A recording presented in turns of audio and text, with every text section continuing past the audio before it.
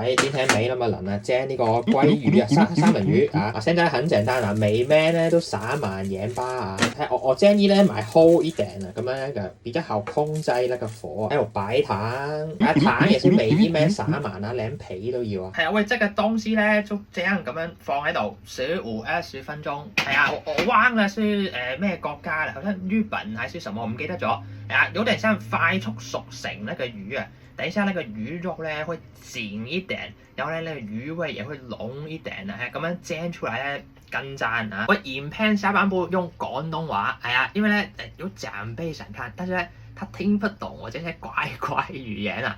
喂嗱，15分鐘之後咧，見到啦好多水啊，咁啊啱啊。揾啲凍水咧沖走呢條味料。如果夏天你係揾冰水啊。喂，然後呢個重點啊，成嚿魚要印乾佢，咁樣塊皮先會脆嘅。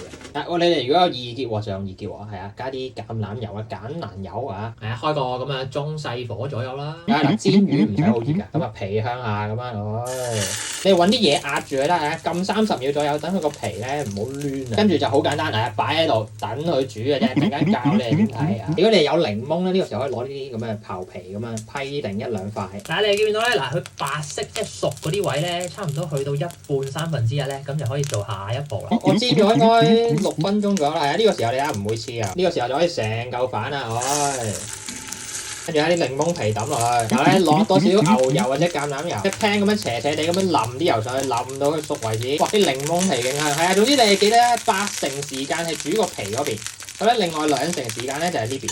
係搞掂到個靚碟，呢個我諗皮嗰邊煎咗6分鐘啦，係啊，冇皮嗰邊咧就1-2分鐘啦，係啊，咁啊落啲稀胡椒啊，少少啱啱嗰啲橄欖油淋上去，哇！完美脆皮三文魚啊，哇！俾你哋睇下中間啲肉啊，應該啱啱好，你睇下，仲有少少咁樣粉紅色，完美啊！哇，超嫩滑，你睇下，我食塊皮俾你聽下，爆脆啊！